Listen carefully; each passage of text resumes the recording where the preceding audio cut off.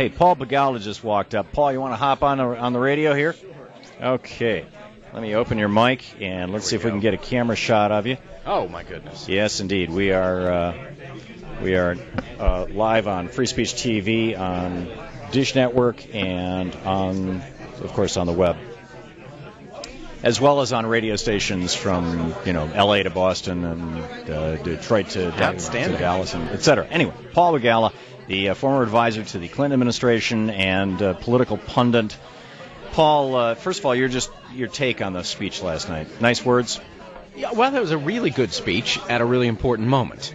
The part I liked best was when he set the historical context for the deficit. A lot of polling says independent voters very concerned about the deficit. Republicans run around saying the Democrats are spending too much. Right. Well, he explained, look, this deficit was created by one tax cut for the rich, which was $1.3 trillion. Then a second tax cut for the rich, which was $1.2 trillion. Then a war in Afghanistan, which Democrats supported and voted for, but Republicans chose not to pay for. And then a war in Iraq that the majority of Democrats opposed. Too many supported, in my opinion. Right. Well, the majority in the House actually voted against it. Against it. Which seems to be forgotten in the American political discourse. If you add together the House and Senate Democrats, the majority of them voted against it. Now, many of my party's leaders, to their shame, voted for it. But all that got put on the credit card, too, and then the prescription drug benefit with huge corporate welfare. Right. Billy Towson. $800 billion there. So he walked us through that. I thought that was good. Had it been me, I would have broadened the indictment, though, because right-wing economics didn't only cause the deficit. They also caused the casino economy, where Wall Street was playing Russian roulette with our lives. And he left that piece of the indictment out. He doesn't. I understand this, and I find it in some ways elegant and admirable, but in other ways annoying. He doesn't like to point fingers. Right. Well, he's trying to be above it. He's trying to be the nice guy. He's trying to be post-partisan. Hasn't worked so well for him for the last 11 months. I think he thinks he can pull a rabbit out of the hat. I mean, you've been around the block on this thing 16 or 20 times. Right. You've seen the good and the bad and the ugly of it. Do you think that it is possible for him to continue to be Mr. Nice Guy? No. I keep waiting for Franklin Roosevelt to come out and say, I have earned their hatred and I am proud of it. Go, man, yeah. And exactly. Why not? I mean, what am I missing here? He does have to be who he is. And every time I talk to my friends who work for the president, that's one of the things they say. Look, you don't want to, make the guy look like a phony. And yet, he believes in a myth that you just named, post-partisanship. Right. First off, what would post-partisanship look like? North Korea? I like partisanship. I like having absolutely my team, your parties. team. Yeah, right. let's do it. Or even 3 or 4. Let's have instant runoff voting and do like Australia and have 5 parties. I kind of prefer 2, to tell you the truth, just because. So we're such a diverse, complicated country. I want diverse, complicated parties.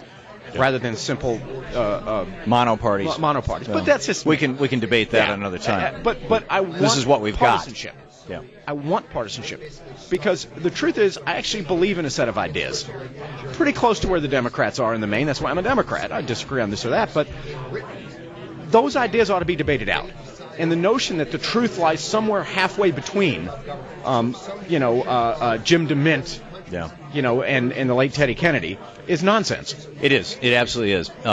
Speaking of the truth and gray areas and things like this, in 1791, Alexander Hamilton proposed his report on manufactures. I'm sure you're familiar with it. Right. In 1793, in pieces, it was adopted by the legislature.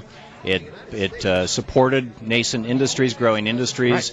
Right. All of the silk mills of Paterson, New Jersey, are there because of that. Exactly. Alexander Hamilton. I've been there. And in fact, I would say 80% of American manufacturing is there because of Alexander Hamilton.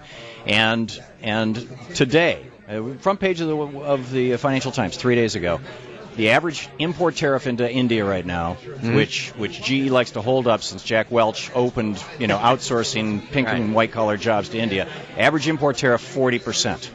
China 22% import tariff on U.S. made cars.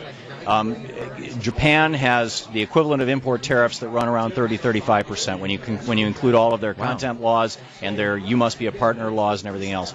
Ours 2%. Right. Much of this started with some of it started with Carter. Actually, he was drinking the Kool-Aid the last 2 years. Ronald Reagan, really kicked the door open, but really it was your guy, Bill Clinton, with NAFTA, WTO. What has now become CAFTA, the World Trade Organization. that has permanent most favored nation status for China. In my opinion, this has destroyed American manufacturing. Are you ready to repudiate that? No. Why not? Because we are in a global economy because of communications. We've always been in a global economy. We were in a global economy in 1793. You know, a lot less. When you had to risk your life and spend 3 months just to get to England. Okay, now you can do it in 5 hours. You know, because of global telecommunications, global finance, global transportation, we are in a global economy. The question is, and this, I think the president had a good point last night, will we use our leverage? We're still a pretty big market. Although, in comparison to our how can we have any money if we don't make anything? If I'm all for that. If we can use our market as leverage to try to ratchet down those trade barriers, then we're onto something. Now, I did think it was interesting that when he was a candidate, when Bill Clinton was a candidate, he ran around the primaries and said, "I'm for NAFTA." I was with him. We all watched the Perot debates. To Flint, Michigan, in the primaries. Yeah. And he said, "I'm for NAFTA." That took a lot of stones. And I admire that. I'd say in the campaign that we just had in 2008, Senator Obama went around the country and said, "I'm going to renegotiate NAFTA." Yeah. And how's that working out? In other words, last night, again, he gave a full-throated defense of free trade that sounded like my old boss, Bill Clinton. Yeah, and this is my problem with it. But at least Clinton ran on it. Yeah, at least Clinton was honest about it. He was honest about it in the primaries. And you got to give him that, I suppose, even though I think that he's responsible for the loss of millions of American manufacturing jobs. He created 23 million here at home. Yeah, you want fries with that, Jobs? 23. No, you had a nice little bubble economy there, Paul. No, oh, absolutely not at all. You're buying into the right-wing rhetoric here, Tom. Median family income moved up under Clinton more than any president since FDR. Sure, it always does during bubbles. No, it didn't at all during Reagan. Not at all. Not at all. We moved more people out of poverty into the middle class, more people out of the middle class into prosperity than any presidency in American history. That's not a bubble. That's sustainable. And you think that economics. That was a consequence of doing away with tariffs? No, I think that trade was a part of it. But the more important part of it was that we started putting our fiscal house in order, which is something Democrats weren't particularly well known to do. You guys raised taxes on the rich? Raised taxes on the rich. We cut some spending, and we got the country righted. We had huge investments in education, innovation, technology. Those are good steps. We know what we're doing, and steps. I think it's a lot of what Obama ought to be doing. Paul Begala. Paul, is there a website you want to plug? CNN.com. I work at CNN. There you go. I Okay. don't have my own website. Thanks a lot, Paul. Thanks for dropping by. Thanks, Tom.